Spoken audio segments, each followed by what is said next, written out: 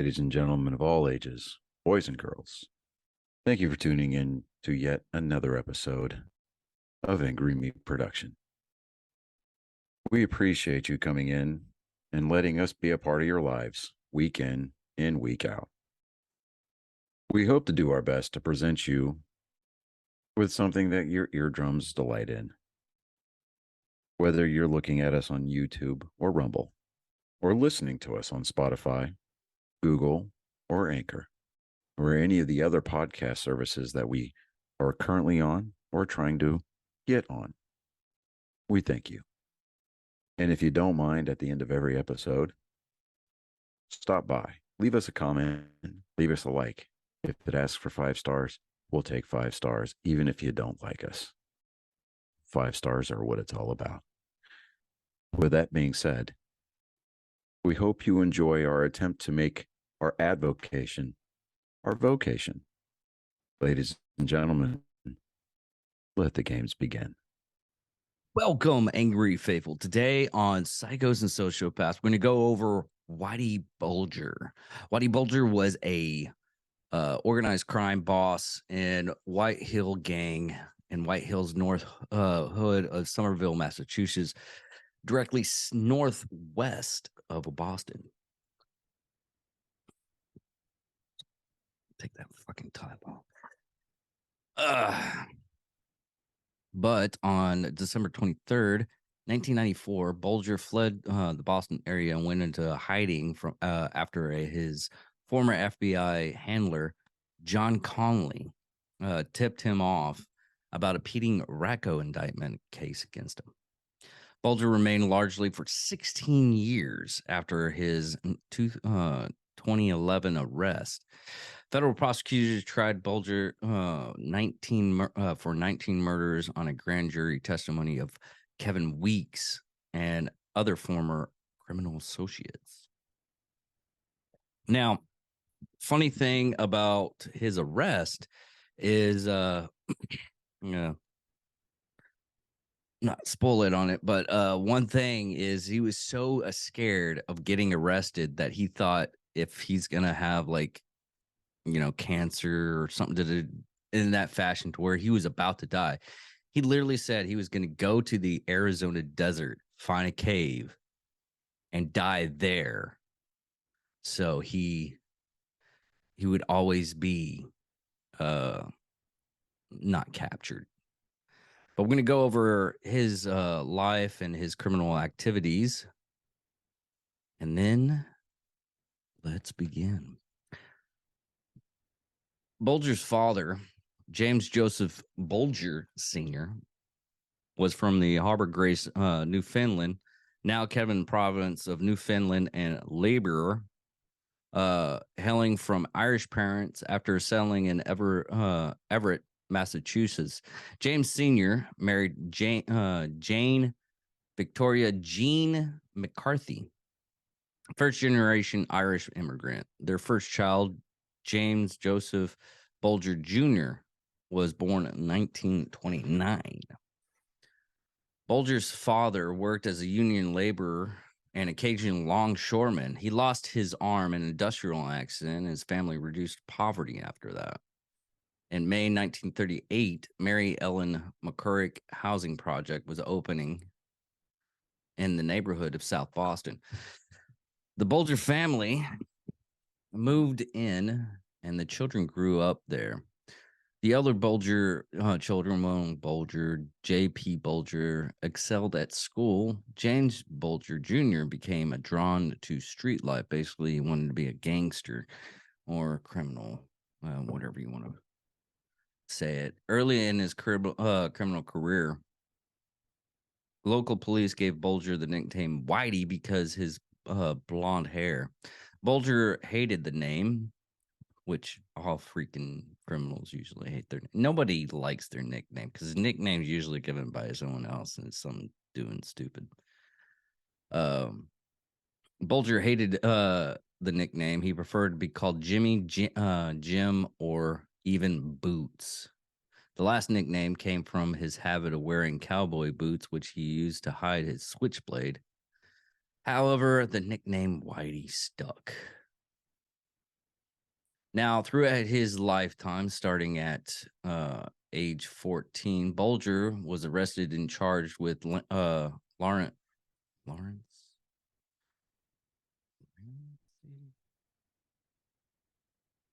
Um, Larceny. Larceny. God, word. Even I'm not gonna lie. This is my second attempt on this because yesterday I tried to do this, and the other day I tried to do this, and I was not getting the words right. And it seems that it's carrying over to today, but we're gonna power through it.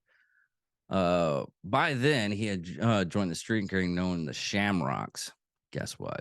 They were Irish. And would eventually be arrested for assault, forgery, or armed robbery. Bulger was sentenced to juvenile reform for these crimes. Shortly after his release in 1948, Bulger joined the Air Force, which did not reform. He spent his time in the military prison for several assaults and was later arrested by Air Force police, security forces, nowadays in 1950 for going absent without leave, AWOL basically, and nevertheless he received an honorable discharge, which it's kind of strange. If you met a person with this dishonorable discharge, he did something really fucked up. But starting out in 1956, Bulger served his first term of prison, federal prison in the Atlanta penitentiary for armed robbery and truck hijacking. So throughout his own lifetime, he's always been a criminal. He later told mobsters Kevin Weeks that while there, he was used as a human subject for the CIA-sponsored MK Ultra. I'm kind of curious on that one. MK Ultra.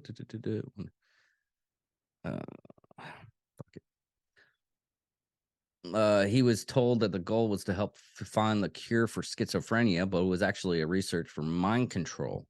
By the way, Whitey Bulger was one of the ones that said he was in MK Ultra. Another person was actually that snowed for that was the Unabomber, Ted Kandinsky. I think we covered him too. I gotta check that out. Kind of sad. I've been doing this so long now for about a year and a half. I've gone over a lot of messed up people that I've totally went. I've gone over people and I don't remember. So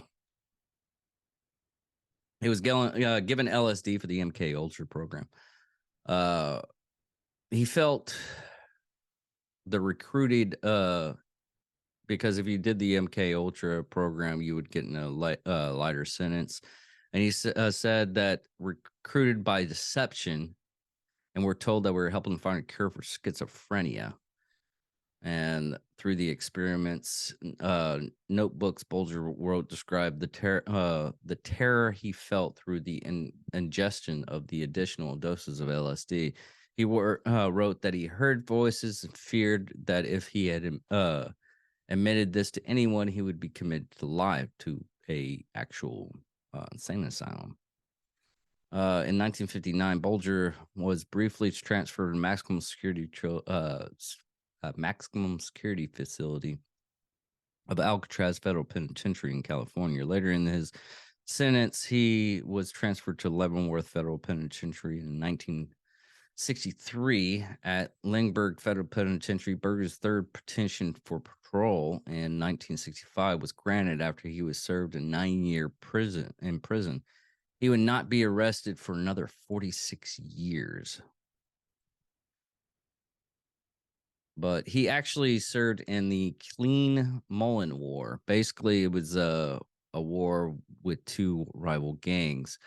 Bulger worked as a janitor and construction worker before becoming a bookmaker and loan shark under the mobster Donald Clean, whose gang, the Cleans, had dominated the South Boston for over 20 years. The Cleans were led by three brothers, Donnie, Kenny, and Eddie, along with Billy O'Sullivan and Jack Curran.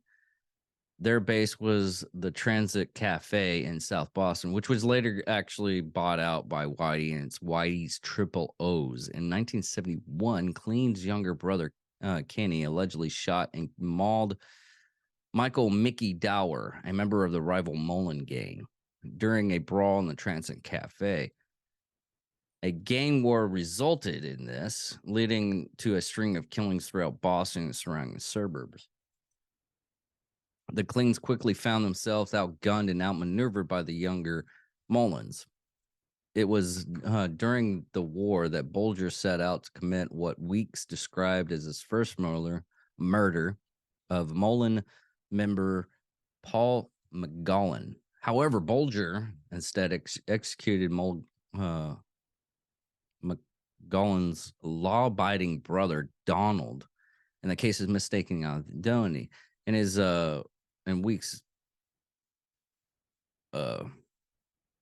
statement, he although McGowan never did anything, he kept on stringing everyone up with his mouth.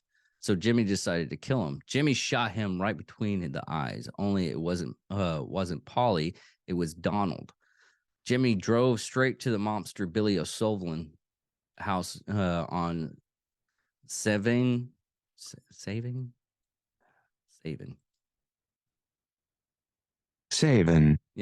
Hill Avenue, and told O'Sullivan, "I shot the wrong one. I shot Donald." Billy said, "Don't worry about it. He wasn't healthy anyways. He smoked. He was probably going to get lung cancer." That's a legitimate. God, I love how the lots of people from that time frame, they'll just go out and just say something like, "Oh, don't worry about it. He was dead already." According to former Mullen boss Pat Neely, McGowan ambushed and murdered O'Sullivan on the assumption he was the one responsible for his brother killing. So he basically ended up getting someone else killed on accident ish. Man, they were on mob work. Bulger realized he was on the losing side, secretly approaching Howie Winter, the leader of the Winter Hill gangs, and claimed that he could end the war by murdering the Clean leadership shortly thereafter. Let's pull this up a little bit bigger.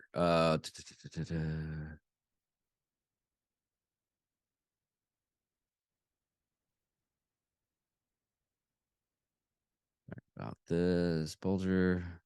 Okay.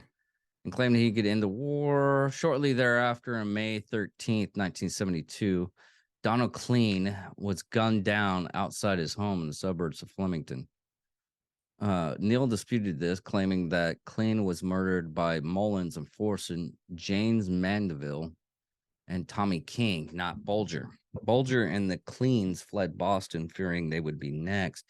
Need arranged for a dispute to the mediation by Winter and Joseph Rosso. Gonna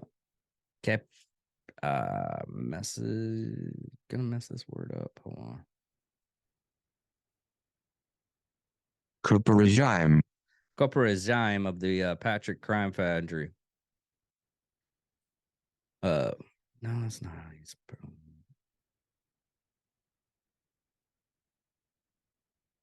Patriarcha. Crime Family. I had it right.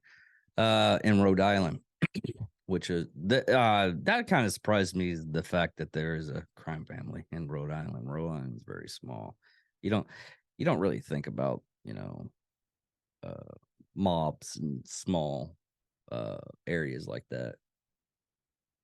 And then sent down at Chandler's nightclub in Boston South End. The Mullins were represented by Neil and King, and the Cleans by Bulger.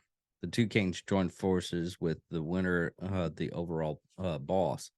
Soon after, Donald's sole surviving brother, Kenny, was jogging in Boston City Point neighborhood when Bulger called him over to his car and said, "It's over. You're out of business. No more warnings." Kenny would later testify that Winter Hill enforcers Steve Fleming and John Monarano were in the car with Bulger. Basically, they were setting it up to where no more killings, but they were telling him not to fucking do anything else, which, safer for everybody, I guess.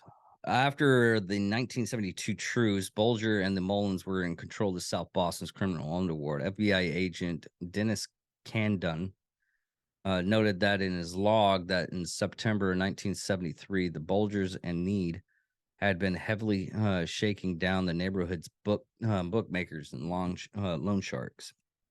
Over the years that followed, Bulger began to remove opposition by persuading Winter to sanction the killings of those who stepped out of line. In a 2004 interview, Winter recalled that the highly intelligent Bulger could teach the devil tricks. During this elder, Bulger's victims included the Malden veterans McGallan, King, and James Spike O'Toole. According to Weeks, as a criminal, he had made a point of not only preying on criminals, and when things couldn't get worked out, between the satisfaction with these people. After all the other options had been explored, he wouldn't hesitate to use violence. Tommy King in 1975 was one example. Tommy's problem began when he and Jimmy had worked in a Triple O's Bulger's bar. Tommy was a Mullins, made a fist, and Jimmy saw it. A week later, Tommy was dead.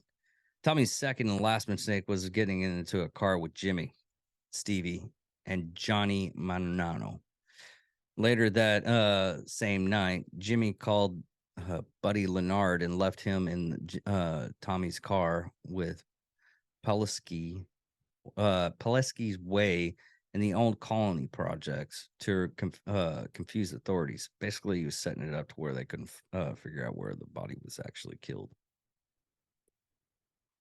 They would also take out like their teeth so they couldn't be identified, because about that time frame, they didn't have DNA or anything like that. Anti-busting attacks. Another thing that Whitey was apparently, he was a racist. In the late August, early September 1974, Bulger and accomplices reported setting fire to elementary schools in Wesley to intimidate U.S. District Court Judge Wendell Arthur Gritty Jr. over the mandate plan to desegregate schools in the city of Boston by means of busing. 1 year later, on September 8, 1975, Bulger and an unidentified person tossed a Molotov cocktail into JFK birthing place in Brooklyn in retaliation for Senator Ted Kennedy's vocal support for Boston's schools desegregation. This is the 70s. That's what's really sad. You think that desegregation was actually completed by like beginning of the 70s, which it wasn't. Even the northern places didn't desegregate. Bulger used black spray paint and scrolled "Bust Teddy" on the sidewalk just outside the National Historical Site. In 1971, though, the FBI, Federal Bureau of Investigation, approached Bulger in an attempt to recruit him as an informant as part of their effort against the Patricia crime family. The FBI's special agent, John Connolly, was assigned to make the pitch. However, Connolly failed to win Bulger's trust at the time. 3 years later, Bulger partnered with Fleming, an Italian American mobster who'd been an FBI informant since 1965. Although it was documented the fact that Bulger soon followed Fleming's example, exactly how and why continues to be debated. Colony frequently boasted to his fellow agents about how he had recruited Bulger at a late meeting at Wollaston Beach inside FBI issued in an FBI issued car. Colony has allegedly said that the FBI could help in Bulger's feud with Patricia. God, that's not that name again. Patriarcha. Underboss Grado Angelino. After listening to the pitch, Bulger is said to have been responded, "All right, if they want to play checkers, we'll play chess. Fuck them." Weeks considered it more likely that Fleming had betrayed Bulger to the FBI, giving the choice to supply information to the Bureau or return to prison. As they already know, Bulger did not want to go back to prison at all.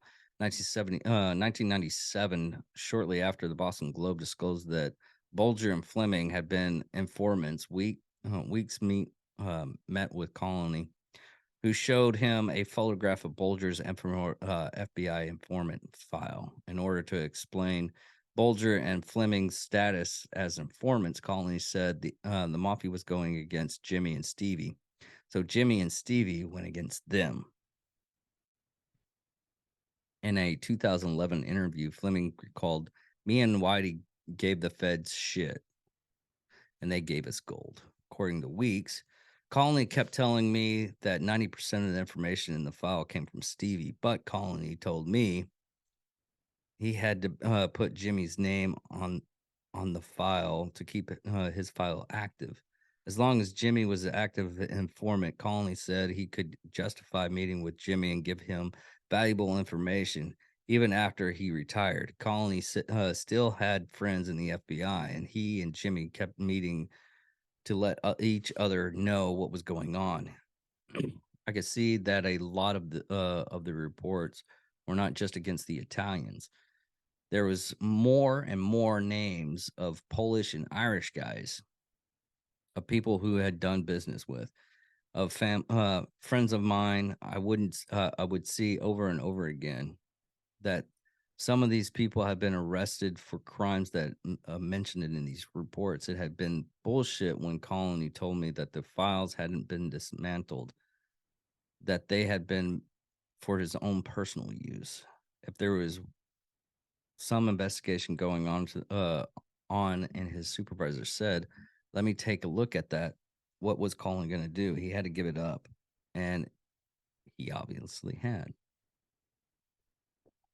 The FBI agent John Morrison was put in charge of the organizing squad in FBI Boston Files office in 1977. Morrison did not prove himself unable to rein in Colony's protection of Bulger, but even assisted him. By 1982, Morrison was thoroughly compromised, having had Bulger's buy plane tickets for his then girlfriend Debbie Noseworthy to visit him in Georgia while he was being trained as a trained for drug investigation. Even in 1983, when Morrison was transferred to head up the Boston FBI anti-drug task force, he remained an accomplice of Colony and Bulger. In the summer of 1983, the intents of bad blood between the Winter Hill Gang and the Pression, I keep on messing this up. Patriarcha family escalated at the all-time high. An employee at Coinomatic, a cash laundry vending machine company owned by Patriarcha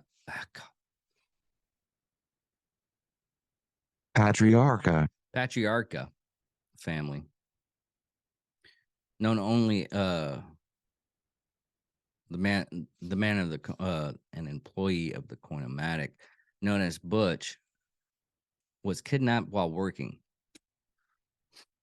The Boston Police Department, operating on a tip, raided the butcher shop in South Boston's co-owned by Bulger and two other White Hill members. Boston PD found Butch hanging from a beef rack, having been severely tortured and held for several days. The victim never testified, and all law enforcement documents were redacted of his full name for his safety. Law enforcement had hoped he would cooperate fully and then go into witness protection.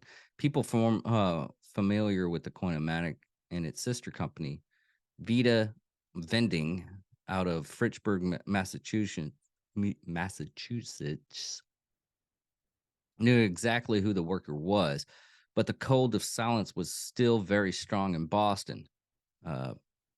Mafia people had a very loose lip type, sink ship type deal. Snitches get stitches, basically. In the next few months, 3 low-level Winter Hill gang members were executed, mostly believed to be retribution for the kidnapping of Butch, which, sorry, I don't do the same thing. This bloody mob war shined a large spotlight on the FBI agent John Morrison and caused an internal investigation to begin with the FBI. In 1988, Bulger's work with the FBI as a FBI informant was readily publicized in the Globe Spotlight team, led by journalist Gerard O'Neill. Published a story detailing his work with the FBI while still actively committing crimes. Bulger committing crimes. Rumors had abandoned long before. Abounded.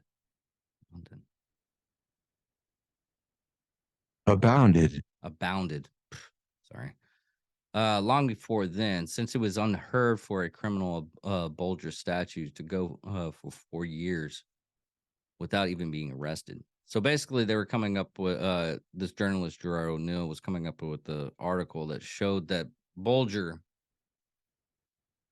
was still doing criminal activities, but he was never arrested, and they knew about these criminal activities. That's how Bulger was free for so long, because he was technically an FBI informant. He gave information on other gangs' activities and everything. But in the long run, he was still doing murders,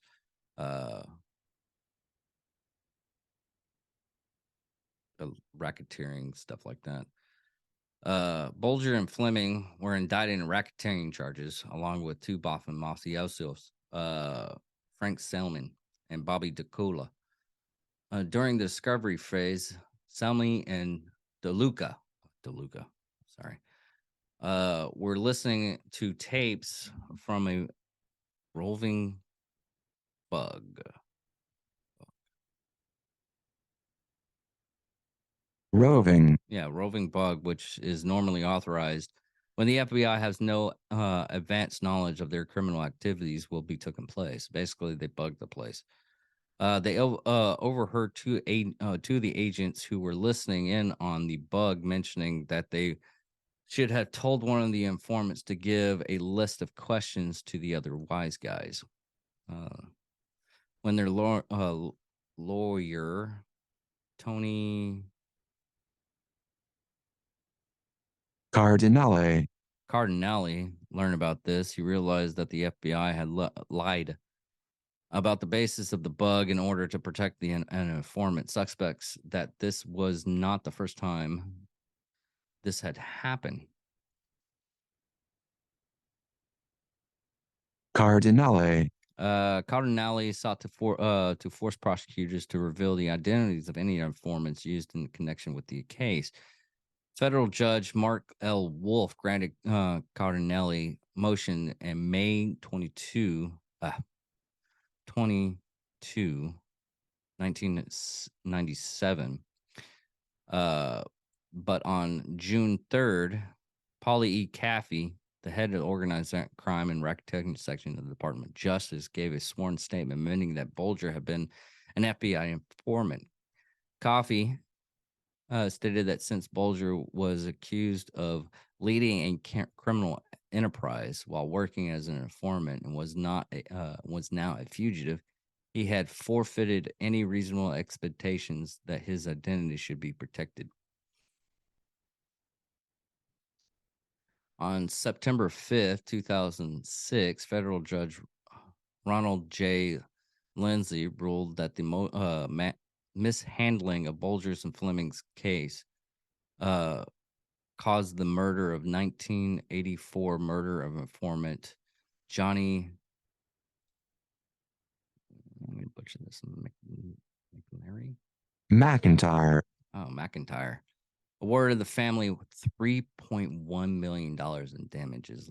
Lindsay stated that the FBI failed to properly supervise Colony, who was eventually convicted and jailed in 2002, and stuck his head in the sand regarding numerous allegations that Bulger and Fleming were involved in drug trafficking, murder, and other criminal for decades.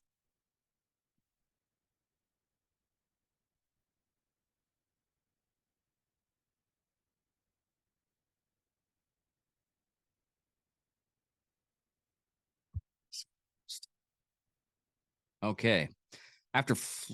During this time,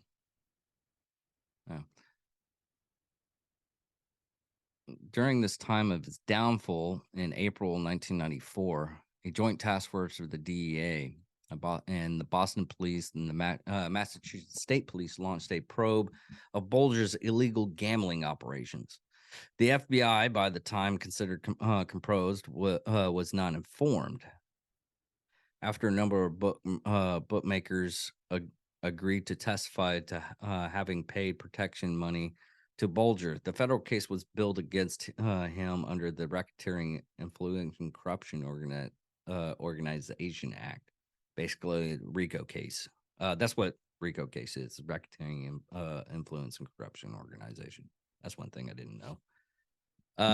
According to Weeks, in 1993 and 1994, before pitches came down, Jimmy and Stevie were traveling on a French and Italian Riviera. The two have been traveling over Europe, sometimes separate for a while, and sometimes they took the girls. Sometimes they just went. Two of them would just went. They would rent cars, travel all through Europe. It was more preparation for than anything, getting ready for another life.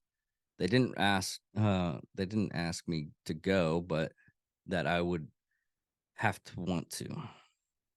And Jimmy had preparation for a run for years.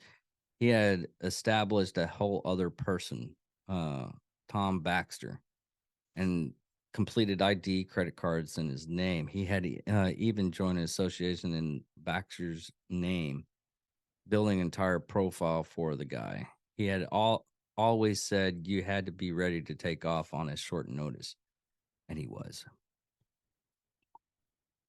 Bulger had also set up safety deposit boxes containing cash, jewelry, passports, and locations all across North America and Europe, including Florida, Oklahoma, Montreal, Dublin, London, Birmingham, and Venice. In the December 1994, he had informed by Colony that seal indictments had been coming from the Department of Justice and that the FBI was set to make an arrest during the Christmas season. In response, Bulger fled Boston on December 23rd, 1994, accompanied by his common-law wife, Teresa Stanley. After fleeing Boston, Bulger and Stanley spent 4 days over Christmas in Selden? and Selden, New York, before spending New Year's Day in a hotel in New Orleans, French Quarter. On January 5th, 1995, Bulger prepared to return to Boston, believing that he had a false alarm. That night, however, Fleming was arrested outside a Boston restaurant by the DEA. Boston Police Detective Michael Fleming, Stephen's brother, informed Weeks of the arrest. Weeks immediately passed the information on to Bulger, who altered his plans. Bulger and Stanley, Teresa, spent the next 3 weeks traveling New York City, Los Angeles, and San Francisco before Stanley decided that she wanted to return to her children. They traveled to Clearwater, Florida, where Bulger retrieved his Tom Baxter identification from a safety deposit box. He then drove to Boston and dropped off Stanley in a parking lot. Bulger met with Weeks at Malibu Beach in Deutscher, where Weeks brought Bulger's girlfriend, Catherine Greg. I think it's Greg. Get the words. Greg, Yeah, Greg. Bulger and Greg then went on to on the run together. In his memoirs, Weeks described a clandestine meeting with Bulger and Greg in Chicago. Bulger reminisced fondly about his time hiding out with his family in Louisiana. He told Weeks he had replaced him as the head of the Winter Hill Gang. If anything comes down, put it on me. As they endured to nearby Japanese restaurant, Bulger finally revealed how exhausted he was for his life on the run. He told Weeks, "Every day out, there is another day I beat them. Every good meal is a meal they can't take away from me." In the middle of November 1995, Weeks and Bulger met for the last time in the lion statue in front of New York Public Library in Man Branch. Enduring for dinner at the nearby restaurant court Weeks. At the end of our dinner, he seemed more aware of everything around him. His tone was a little bit more serious, and there wasn't much joking as usual. He repeated the phrase he had used before that Rolling Stone gathering, "No moss," which told me he knew he was going to be on the move again.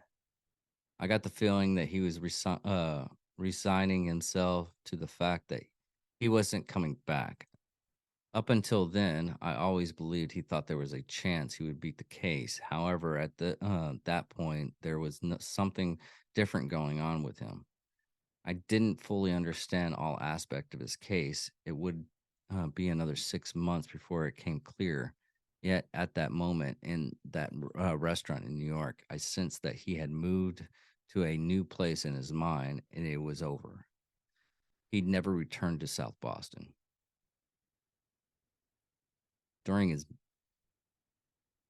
On November 17th, 1999, Weeks was arrested by the combined forces of DEA and Massachusetts State Police. Although by this time he was aware of Bulger's FBI deal, he had determined to remain faithful to the neighborhood code of silence. However, while awaiting trial in Rhode Island, Wyatt federal Rhode Island Wyatt federal prison, Weeks was approached by a fellow inmate, a made man in the park. I'm gonna mess up their name each and every time. Patriarcha, Family who told them, "Kid, what are you doing? Are you going to take it up the ass for these guys? Remember, you can't rat a rat. And those guys have been giving up everyone for 30 years." In the aftermath, Week decided to cut a deal with federal prosecutors and revealed where almost every penny was stashed and every body was buried. Writing in 2006, Weeks recalled, "I had known all along, however, that it was not be easy for anyone to capture Jimmy. If he had saw them coming, he would take them with him. He wouldn't hesitate. Even before he went on the run, he was always said, 'Let it all go to hell together.' Let's all go to hell together." And he meant it. I also knew that Jimmy wouldn't go to trial. He'd rather plead out to a life sentence than put his family through the embarrassment of a trial. If he had a gun on him, he would go out with a blaze of glory rather than spend the rest of his life in jail. But I don't think they'll ever catch him.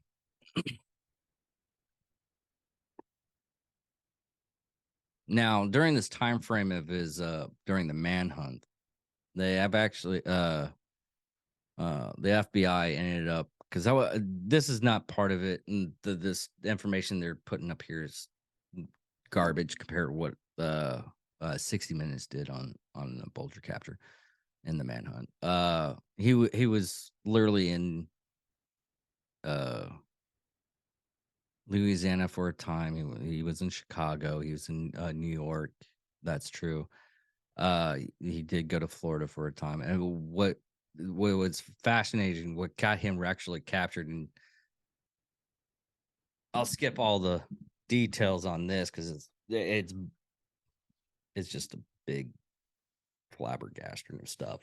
But what actually got him captured is they went after Catherine Gregg. And what had happened was Catherine Gregg got a boob job. They found the doctor that did the boob job, and got photos of her because they didn't really have very clear photos of Bulger. They went after her and eventually found her out through see if I can find where they found it out. I knew it was in California. San Dimas, California. And what had actually ended up happening was they found her out, and during the capture, it was kind of funny. During the capture, what Bulger said that he basically wasn't on his game. And what ended up happening was someone they advised the manager of the hotel that he was at to basically call him up, tell him that his lock off his storage unit was broken into, and they had to go down and check and see if there was anything there.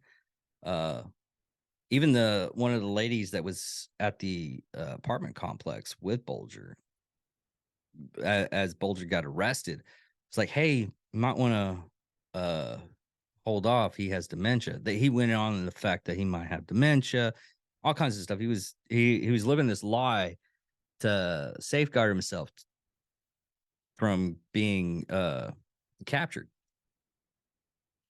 And he literally said, "It's like, if I was 20 years younger, you wouldn't even captured me by this stupidity." And when they were going over his stuff in the apartment complex, they had in the walls, they had $800,000, like a year's worth of supplies in there. Because they very, very rarely went out.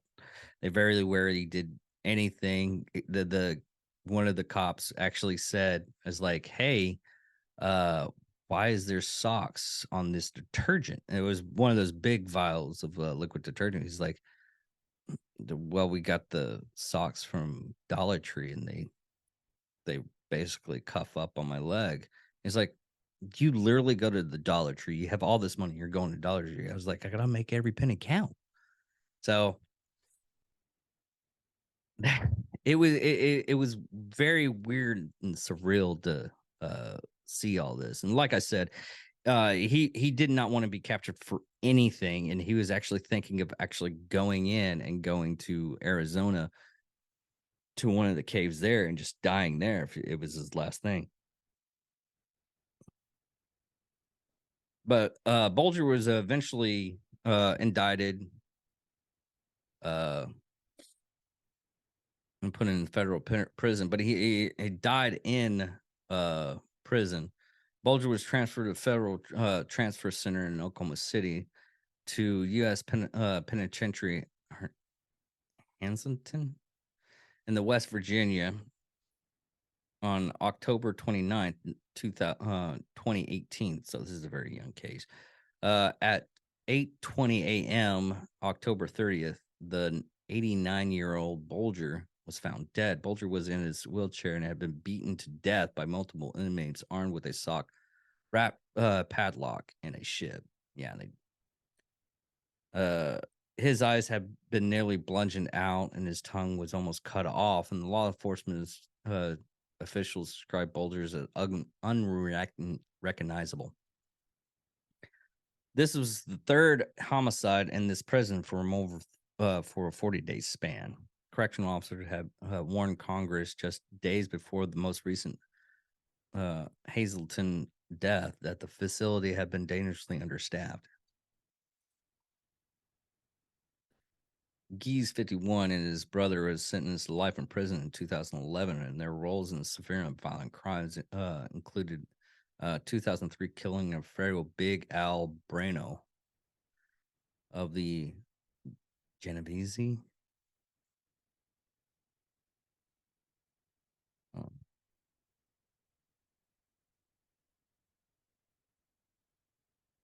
Genovese? Yeah, Genovese.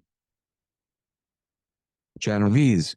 Yeah, Genovese crime family capo, who was shot in a Springfield, Massachusetts parking lot. According to ABC News, Bulger's medical status had been lowered on October 8th, 2018, shortly after his transfer. Basically, he was mauled in prison. So he ended up dying really horribly.